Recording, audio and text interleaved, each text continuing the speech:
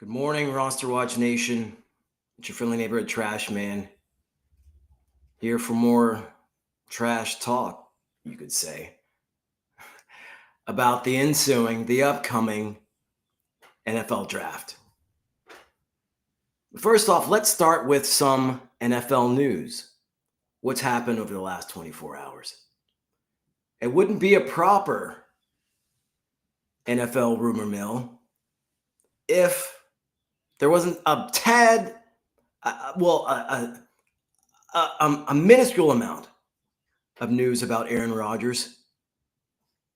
CBS Sports, Atiti Kinkabwala says free agent quarterback Aaron Rodgers is not going to play just for the sake of playing.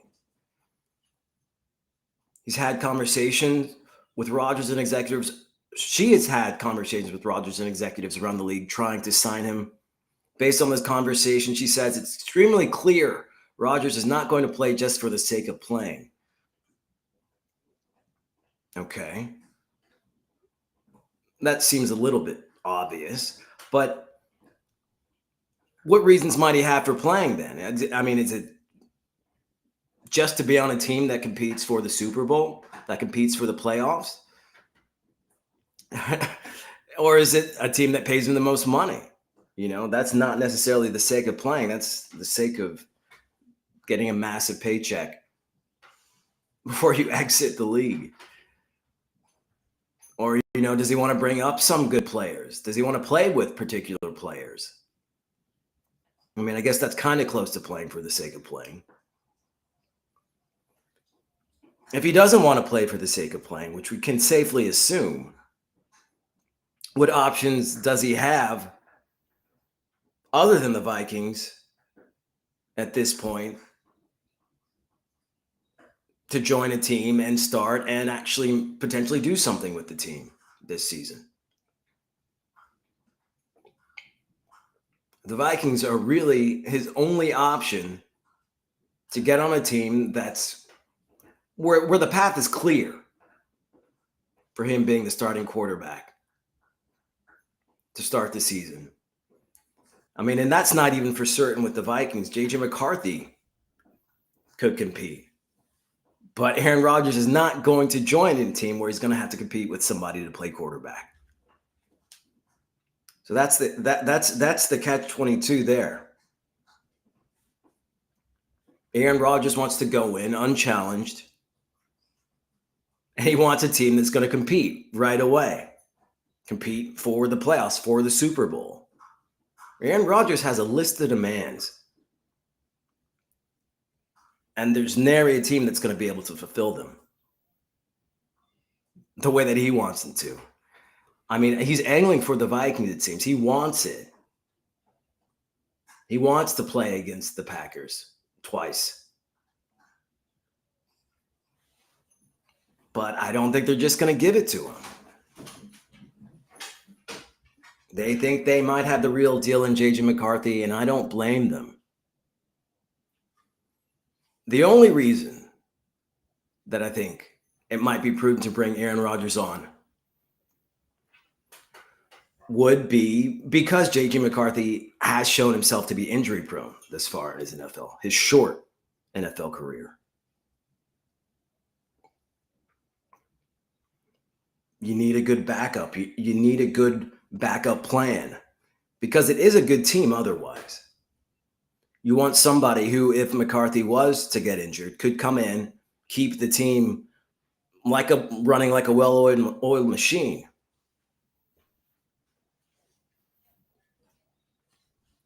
Welcome to the chat, Terminal Sarcasm. Pittsburgh not as clear a path, but Tomlin gets his tight end in every year. Is that tight end? That is at least a shot at winning. Now 2 wide receiver threats could be away. It's true. There is a path there in Pittsburgh. But I don't know that Aaron Rodgers would get the satisfaction of playing in Pittsburgh like he would in Minnesota. Sorry, typing fast at work. We appreciate you, Terminal Sarcasm. Starting the workday with us. I'm starting my workday with you. I just don't have to type anything right now, so we're in different spots. So Aaron Rodgers, the drama continues. It's looking more and more like he may just call it. And I think he should. Long gone are the days where we savored seeing Rodgers saunter onto the field. Long gone are the days where we excited for him to be our fantasy quarterback. Those days, those are the halcyon days of Aaron Rodgers, and I don't think we're going to get him back. As much as he may think that they're still in front of him. And more football news. Speaking of quarterbacks who may be past their prime already, Joe Flacco says that I don't think there's any expectation of exactly who's going to be the starting quarterback, in reference to Cleveland, his new team, old new team. He has played for the Browns before. Kenny Pickett said he plans on being the Cleveland Browns starting quarterback. Flacco has made no assertion in that direction. He says, I'm excited to get in that room and go show that I have a lot of football ahead of me and kind of become part of the team and do my best to prove all those things. Just like you always would when you kind of come into a new situation and want to be the guy. Flacco's only 40, which I guess we can laugh at in relation to quarterbacks these days, because quarterbacks are playing, further into their careers. And I guess when we say quarterbacks, then we mean Tom Brady. Tom Brady has proven to be the exception once again. And so we apply all of our standards to Tom Brady at this point. But the truth of the matter is, it's a lot harder for an NFL quarterback to play, premier caliber football into their 40s. But Flacco, he's not far removed from playing really well in the NFL. In the NFL, he was the 2023 Comeback Player of the Year. And you know what team he did that on? It was the Browns.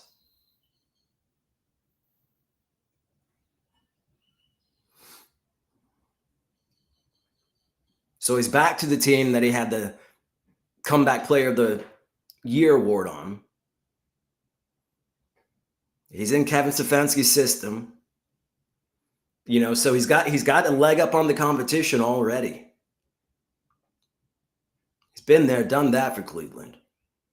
Kenny Pickett has not been there, and he has not done that for anyone. Still, I think they'll allow Pickett to compete with Flacco. But I think they'll have rose-colored glasses when it comes to the old man, who enters his 18th season. We can't forget that Flacco was a first-round pick by the Ravens in 2008. Was it Toledo that he played for in college? I think it was Toledo. The Cannon. Flacco adds, I love football, and I still feel like I can do it at a high level. I don't disagree, and I don't have regrets in my life. This is one of the things, like, if I still feel like I can do it and somebody else still feels like I can do it enough to give me a chance, well, this probably would be something I would regret not doing. And also, I have 5 kids at home, and I've got to get away from them, a little bit. Some buyer's remorse. I can't really blame him. I don't have any kids, and I still might want to get away from them. and more football, more quarterback talk. You know, it is the most popular position. Giants GM Joe Shen, I don't know how to say it the way he probably says it. I want to say Shine, but that's probably not right either. But he says it's not mandatory to draft a quarterback after Russell Wilson and Jameis Winston being signed. I don't disagree. He says with the signing of those two players, I think we put ourselves in a position where I don't think that's mandatory. The two guys we signed have a football. I do think we've upgraded the room compared to where it was a year ago. Where it was a year ago is nothing to compare it to, though. That's a terrible comparison to make. I like the guys that we have. Tommy DeVito is still in there. That's true. I like Tommy DeVito more than Daniel Jones in a lot of ways. He's still in there and won games for us too. He's still developing. So we're happy with the makeup of the room right now. I mean, this just lends more credence to the theory that Shadir Sanders will go undrafted by the Giants and perhaps undrafted in the first round. I see more draft boards that have Jackson Dart above Sanders, that have Tyler Shaw sniffing for a spot ahead of Sanders. It's well within the realm of possibilities. But the Giants do not have to draft a quarterback. You know, if they're talking about the future of their team, they're talking about 2, 3, 5 years from now. Yes, they should draft a quarterback early in this draft. But if they're trying to win now, if they want to improve their team right now, this season, compete in 2025, they'll have to go back into a time machine and draft LaDainian Tomlinson.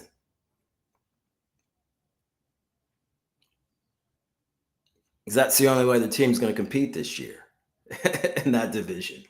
Come on, let's get serious. It seems like the Giants are saying they don't need to draft a quarterback right now. They have other needs for winning right now. But the thing is, they're competing against the Commanders, the Eagles, and the Cowboys in their division. All teams who on paper are better than the Giants, who have shown themselves to be better than the Giants. You know, they used to be on par with the Commanders, but that's no longer the case. They are at the bottom of the basement in the NFC East. And if they're not planning for the future, if they're not looking for a franchise quarterback right now, I think they're making a mistake.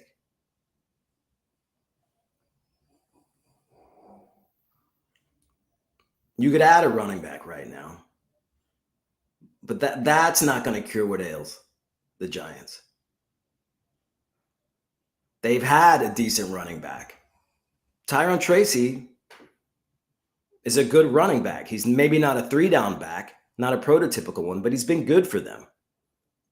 Devin Singletary's been good as a backup, as a 1B. That's not the problem. Malik Neighbors, they have a star wide receiver. Arguably the best young receiver in the game. That's not the problem. The problem is they don't have a quarterback they can hang their hat on.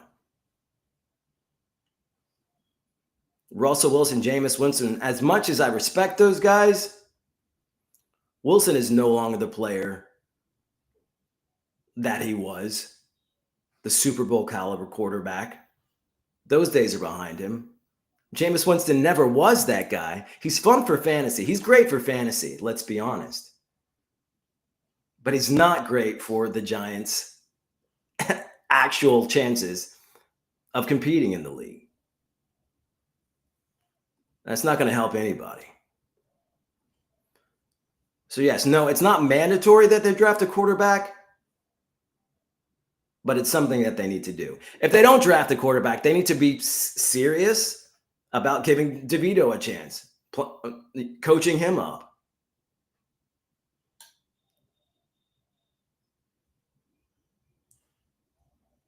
Otherwise, you're wasting him and his time.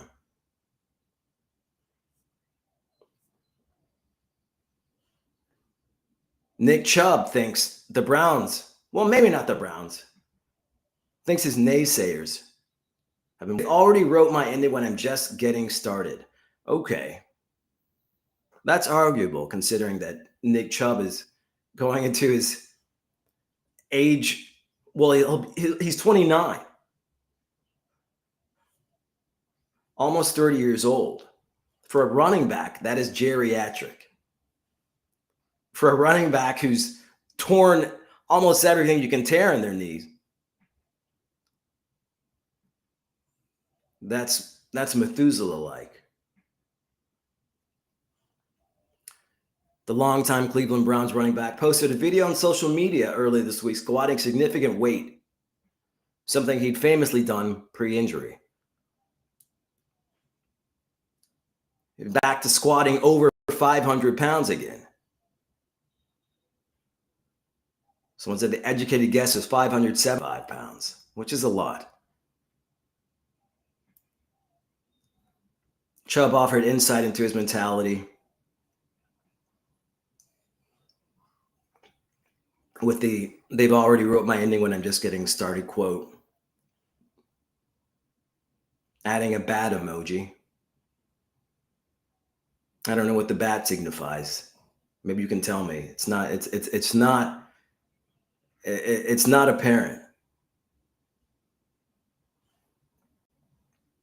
You know, it was 2023 that Brown suffered that gruesome injury. I remember the time and place that it happened. Flashbulb memory.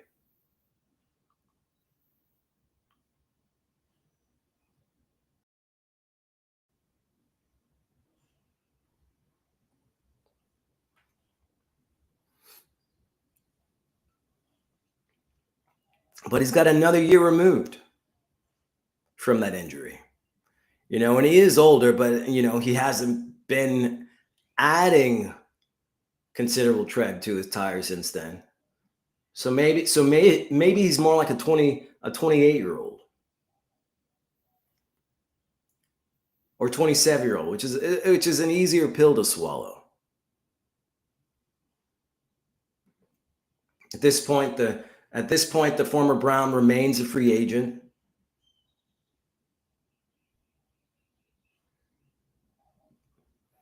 But I think it might be time for him to go somewhere else, to go elsewhere. The first time that he would have done so in his career. He's only played for the Browns. And to be honest, the Browns aren't a team I would be champing at the bit to play with and on if I'm Nick Chubb.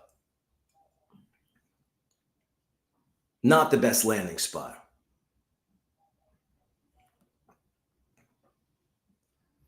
Applied literature.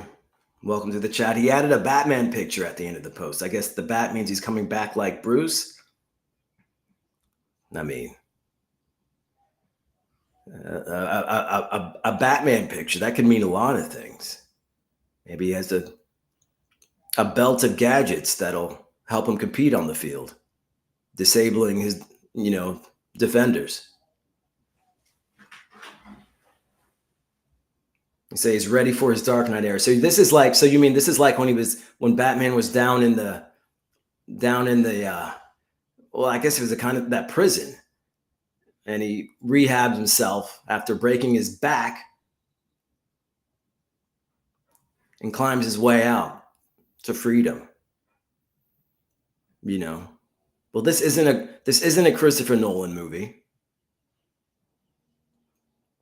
Batman's not even a real superhero. He's a hero, sure, to some. I don't know what's that super about him though. He doesn't have any powers.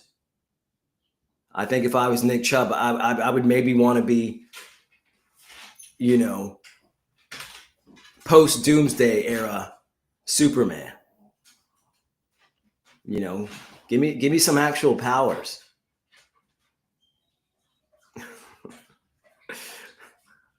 Coming back from an injury like that. Anyways, I wish the best for Chubb. You know, hope he works his way back to health. I hope he does something for an NFL team this season, because that means he'll do something for us in our fantasy leagues, potentially. I mean, may not even have to draft him. A trash man loves that. A fantasy trash man savors the idea of picking up a player off the waiver wire and using them to coast to victory in their fantasy leagues. Someone who might help you coast to victory this season, depending on where they land, Texas wide receiver Matthew Golden visited the Chargers, Broncos, Lions, and Texans. Oh my. Golden was already reported to visit the Buccaneers, Cowboys, and Packers last week. He has since visited those teams I just mentioned. Okay. Who needs him the least? Probably the Texans right now.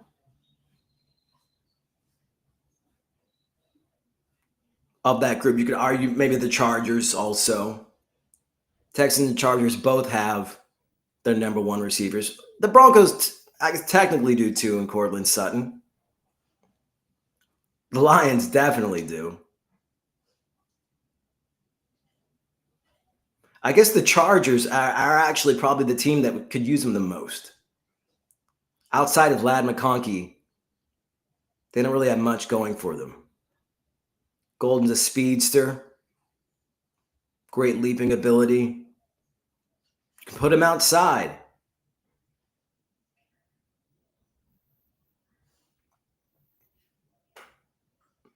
The Broncos recently signed Courtland Sutton to an extension, but Golden could offer. I mean, it would be similar to the Chargers in that they have their number one receiver, technically. And Golden could come in and get targets opposite on the outside. Courtland Sutton. It wouldn't be opposite Ladd McConkey, because Ladd McConkey would largely play over the middle of the field, but I still think those would be good landing spots from the Chargers, the Broncos, and of the teams he visited before, the Buccaneers, Cowboys, and Packers. Cowboys would be a good landing spot. They need a number two. Buccaneers and Packers, not so much. You know, they have a good young receiver in McMillan there in Tampa Bay.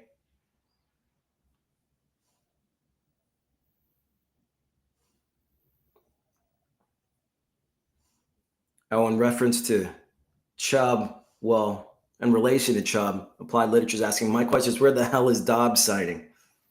That might be a better question. Dobbins might be a better running back, or a safer running back for our purposes at this point in their careers. I don't know where he'll go. Hope he doesn't go to Dallas. They have enough retreads there. I don't know that there's anywhere he'll land up where he would be the starter right off the bat. I could see him going to the Steelers. I wouldn't hate Dobbins to the Steelers if they were to do nothing in the draft for a running back, which I think they definitely will. But I think if Dobbins goes to the Steelers, he plays over Warren.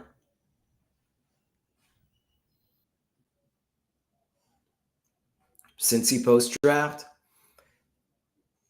I could see that happen too, but it looks, since he's been sniffing around for running backs too, I think they're probably going to do something. They're definitely going to do something. in the draft at running back. But Dobbins would be a good complement to Chase Brown. You'd hate it for Chase Brown if you're a Chase Brown owner. That's taking away goal line touches for certain. But to be honest, this is the role that we expected Chase Brown to have coming into the league. The role of the third down back, of the pass catching back. He's not your 2-down back. He's had some success as a 3-down back, sure, but I don't know if that continues. I don't know if he has the moxie to do it for another second complete season and stay healthy. I think they bring somebody in, Micah Dobbins, and he still gets his. Brown will still get his. But Dobbins will get his too.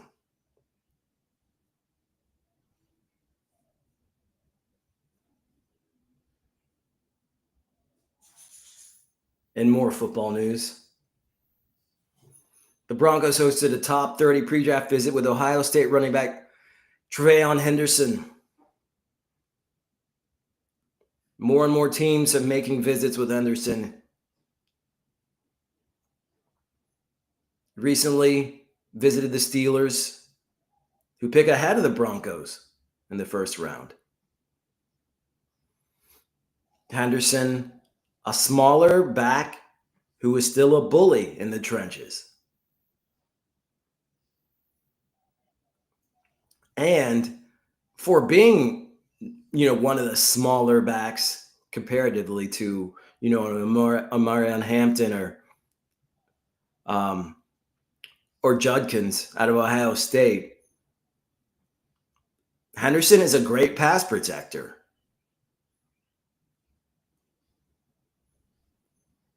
Teams love that.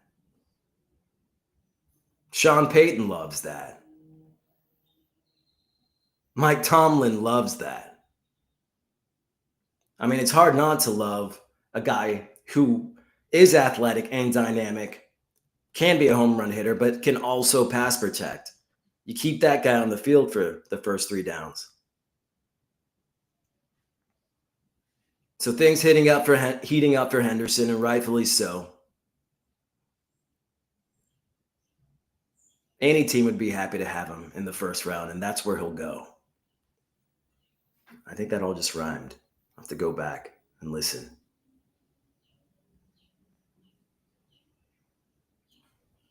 In more football news, Dolphins GM Chris Greer said the Dolphins are not pursuing a trade of Tyreek Hill, and no team has called them to attempt to trade for Hill. Who wouldn't want him on their team? Who wouldn't want that circus to come to town?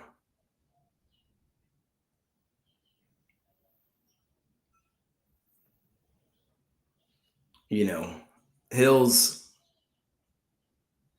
colorful, disconcerting life off field has probably kept teams from dipping their toes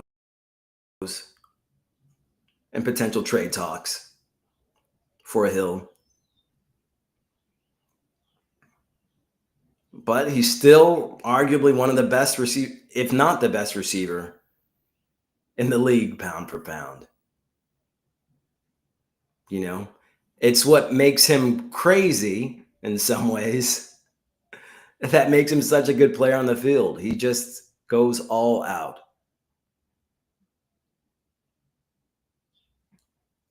But it looks like he's going to be the number 1 receiver for the Dolphins again this season, and good for them. They've got a couple home run hitters. 3 if you add Jalen Waddle. That is a contender. He is a contender for a comeback player of the year, potentially.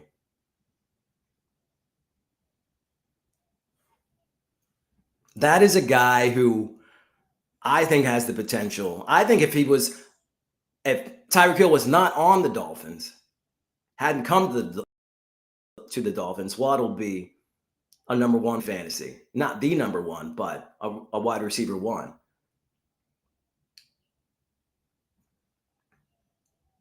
This is a guy when he's coming to the league we thought could rival Devontae Smith. He was a guy that just had to share the field with a lot of good receivers, but glimpses of Waddle showed that he could be a breakaway big play receiver in the NFL, and he's shown to be at times. This past season, not so much. Not sure what gives, but that guy has potential. Hopefully they can harness it again this season. He's a guy I would draft late. I would add to my roster late in drafts because I imagine it's going to, it's always a what have you done for me lately kind of league, and you're going to be able to get Waddle pretty late. But he represents a lot of value. Potentially. Keep an eye on him in your drafts because it could definitely pay off for you.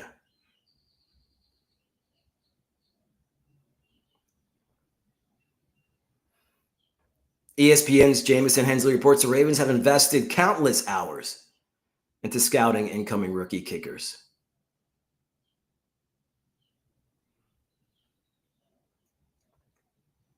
Special teams coach Randy Brown has traveled across the country in recent weeks. We talked a little bit about this yesterday.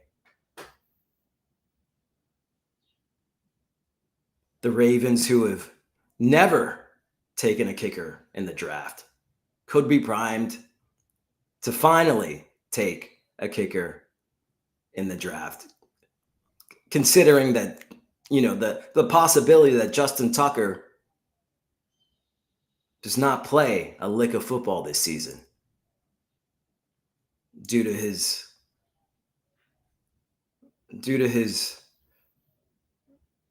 therapeutic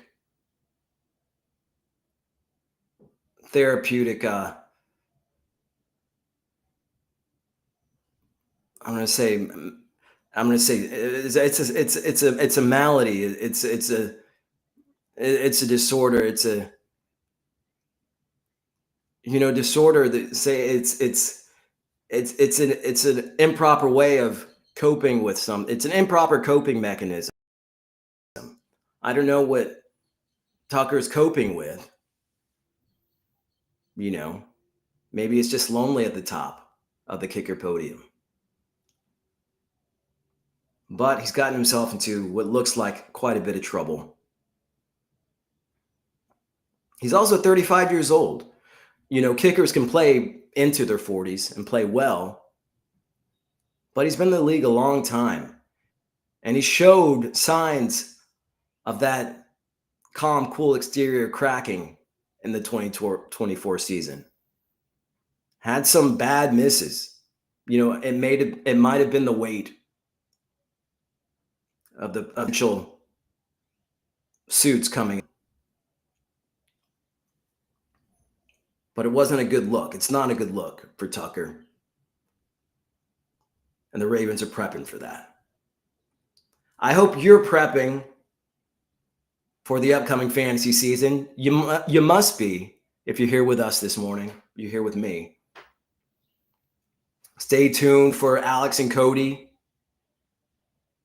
and all that they have to say. I'm sure it's enlightening, or will be. But until next time, this has been the Trash Man on behalf of RosterWatch.com. Be ready, y'all.